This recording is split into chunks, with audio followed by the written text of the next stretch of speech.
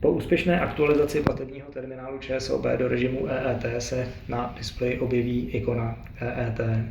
Jako první by si obchodník měl zvolit, zdali se jedná o plátce nebo neplátce. To provede tím způsobem, že stiskne volbu EET, šipkami se posune na položku nastavení a potvrdí zeleným tlačítkem.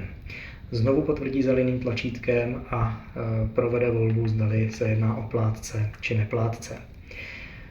Dalším vhodným nastavením je zvolení výchozí sazby DPH, která se bude zobrazovat při zavedení účtenky jako první.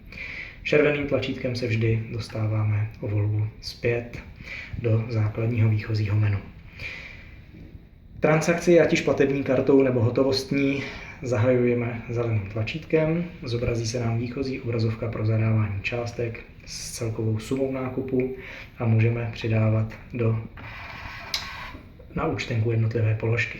Dojde k založení účtenky a obsluha přidává jednotlivé položky, které se v té sumární sčítají. Pokud bychom chtěli změnit daňovou sazbu, máme možnost v průběhu přičítání přiřadit i do jiných daňových sazeb jednotlivé částky a v momentě, kdy máme účtenku připravenou k odbavení, stiskneme znovu zelené tlačítko, zvolíme volbu, zdali klient platí hotově nebo platební kartou. Pokud bychom zvolili platební kartu, dojde ke kartové transakci.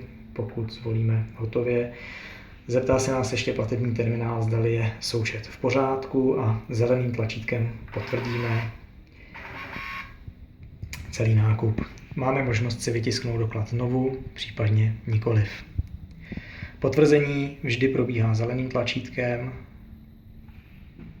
varianta ne se případně zadává červeným tlačítkem a na účtence vidíme jednotlivé částky v příslušných daňových sazbách, tak jak byly zvoleny, a v dolní části účtenky i fiskální identifikační kód. Mezi další funkce patří pod skupinou EET kopie účtenky, čili je možné realizovat kopii poslední účtenky, pokud by nebyla z nějakého důvodu vytištěna nebo bylo třeba udělat kopii, a EET uzávěrka.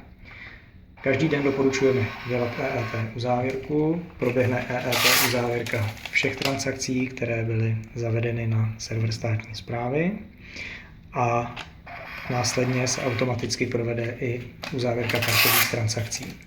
Na té první uzávěrce máme součet všech transakcí, čili karty i hotovost dohromady. Na druhé uzávěrce už máme pouze soupis realizovaných transakcí platební kartou. Více informací naleznete v uživatelském manuálu.